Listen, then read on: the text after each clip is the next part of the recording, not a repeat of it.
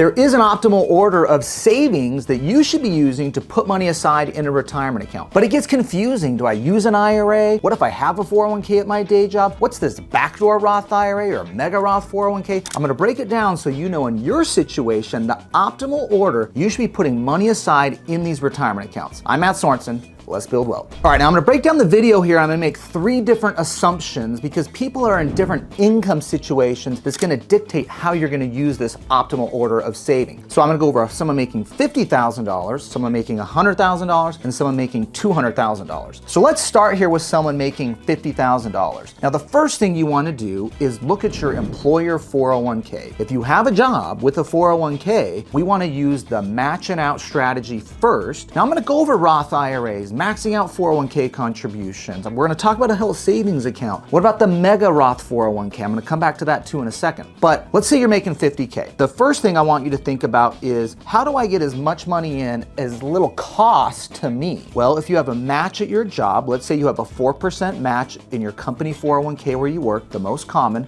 and you make 50K. What that means is if you put 4% of what you make, which would be $2,000 in, the company is gonna automatically match and throw in $2,000 of their money into your 401k account. So I've put in $2,000. The company is going to put in $2,000. I have $4,000 in my company 401k. Now that's a no-brainer. You had 100% return on investment. You doubled your money by taking advantage of the company match. Now if you made 100K, we're just going to double that. 4% of $100,000 is $4,000. The company has a dollar for dollar match. That's $4,000 on their part. And now you've got $8K in your company 401k. Now these are important here because we talk about maximizing your contributions later. We got to talk about what's left in the 401k. Can I do a Roth IRA also? And so what you're contributing here does matter later on. Now let's take the person making 200K. All right, 4% of that is $8,000. The company is going to match dollar for dollar $8,000. Now we're at $16,000 in that scenario. Okay, now the next thing I want you to think about is, let's do a Roth IRA. I know some people are like, well, Matt, I can put more money in my 401k. No. We want to match and get out. The company 401k is great only to the extent you get the match. After you get the match, I don't want you in the company 401k until you first exhausted a Roth IRA. Let me explain why. A 401k at your company is going to have a certain amount of investment options. See, once I put this money in, I got to go invest it. Well, what do most company 401ks let you invest in? Target date funds and mutual funds. These are heavily feed, they have paltry performance,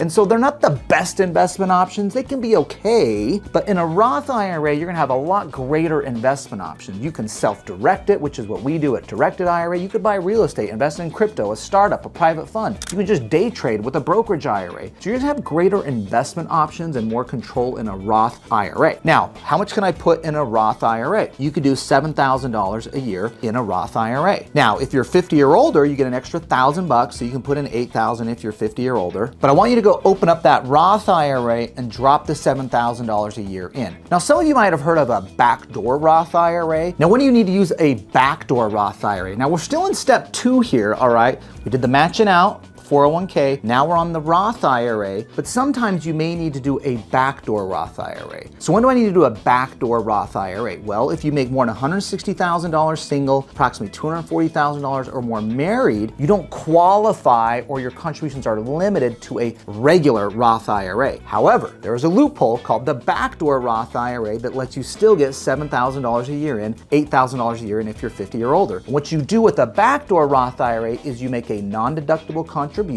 to a traditional IRA. You don't take a tax deduction on it, but you have to put the money in a traditional IRA. Then you convert it over to a Roth IRA, and now you've got $7,000 in a Roth IRA. There's no income limit on Roth conversions. When Congress made the rules on Roth IRAs, they first said you can't convert if you hit these income limits. But Congress changed the rules about 10 to 15 years ago, opening up this loophole. Now what happens when I make that Roth conversion is there's no tax on it. I didn't take a deduction when I put the money in the traditional, so there's no tax on the Roth conversion. That is the backdoor Roth IRA. So for those of you making over that income limit of 161 or 240K, single versus married, you're gonna go that route. If you're under those income limits, just do the regular Roth IRA, drop your $7,000 directly into the Roth IRA. Now, for you high income earners, this is important because we wanna get as much money into each bucket as possible. So adding in the backdoor Roth IRA for you high income earners is really important because that's gonna get me an extra $7,000 $100,000 on top of what I could be doing even if I fully max out the 401k at $69,000,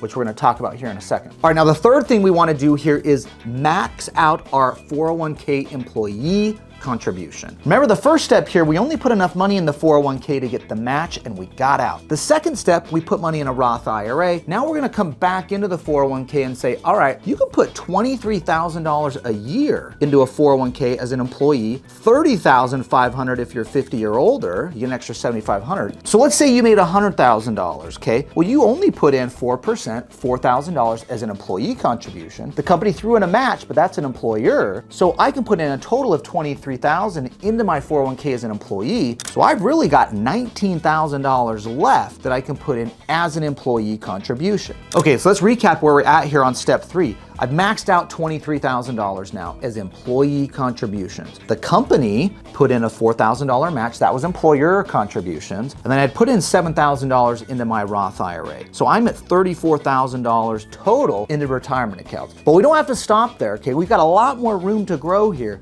So if you're making more money, $200,000 or more, you're gonna have a lot more room to grow here and put money in. If you're making $100,000, you might stop here because you actually have to live on this money too, okay? You can't just dump it all into a retirement account. Now, maybe you have a spouse that has good income too that you're using to live off of and you're maxing out retirement accounts, but everybody's situation is certainly a little different. The next thing I want you to do though is an HSA. If you have a high deductible health insurance plan, I want you to consider doing an HSA. The reason why I like the HSA is I get a tax deduction now. This is what's cool about an HSA. I put money into a health savings account. If you're single, you can put in $4,150 into an HSA. If you're married, you can do $8,300. Now, this is what's unique about an HSA. I put the money in, I get a tax deduction. No income restrictions, you can be a millionaire and married, you get an $8,300 tax deduction to put money in your HSA. Now you get to go invest it. You can invest it and self-direct it, you can buy stocks, you can do any self-directing of real estate or other things we do here at Directed IRA, but that money can grow and there's no tax. Then also want to use the money for medical expenses on the way out. At any age, there's no tax on the way out. And it's hard to deduct medical expenses. This is one of the best ways to spend money on medical, which we're gonna have. And if you don't spend it and you grow this to hundreds of thousands of dollars over 10 or 20 years of investing and using an HSA, you know when you're gonna use it? In retirement account. What's the number one expense for people in retirement? Medical. This could be long-term care. This could cover part of your Medicare coverage. This can cover prescription drugs, dental. There's so much that an HSA can cover. So even if you're not using it now because you don't have a lot of medical, know that's gonna be an account you're gonna use later in the future in retirement. So even though it's a health savings account, we can think about it like a retirement account that we're gonna use later on in life. Now, if you're 55 or older, you actually get to put an extra $1,000 into the HSA. That's whether you're doing individual or family. Either way, you get an extra $1,000 a year to throw in. All right, so I'm gonna shift over to the example here and say we're talking about someone making $200K a year. If you're gonna be this far down on the list, you're probably making more money. So at $200,000 a year, let's say I put in my 4% to get the matching out, okay? That was $8,000. The company threw in $8,000. All right, I got $23,000 total I can put into the 401k because now I'm at step 3 here and I'm maxing out my employee contribution. So that gets me another $15,000 that I put in there because I got a total here of $23K, remember? Okay, this is 401k,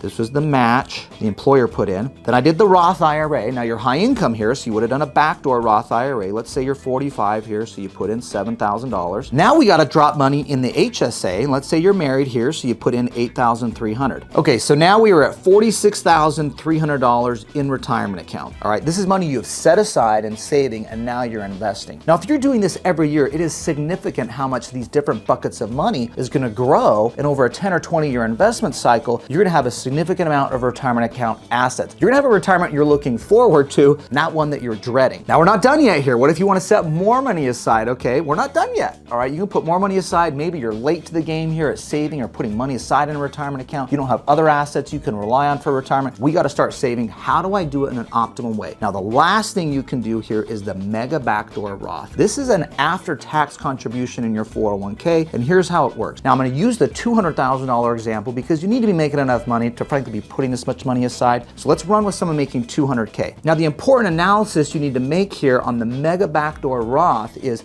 how much money is in the 401k, all right? Now in this example here, I had 23,000 total of employee, I maxed that out. The company threw in $8,000, so I've got a total here of $31,000 in the 401k.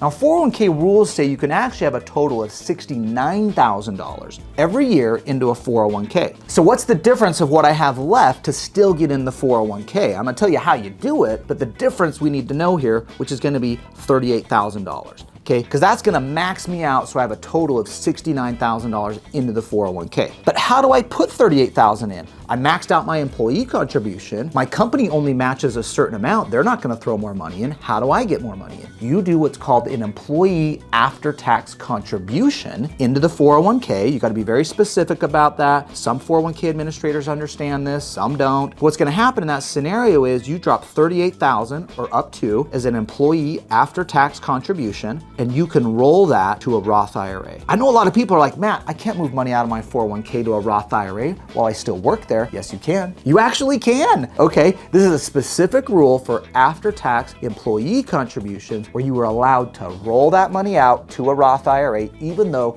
you still work there. Now you can move it in plan to a Roth 401k account if you wanted, but I like rolling it out back to this Roth IRA we set up in step 2. Now in the Roth IRA, I had $38,000 that I did as an employee after-tax contribution that rolled to a Roth IRA, and I had $7,000 I put in there, so I've really got $42,000 in my Roth IRA. And then if we look back here, I've got $31,000 in the 401k. That was my $23,000 plus the $8,000 match that the company put in. I've also got $8,300 in the HSA, so now that adds up to $81,300.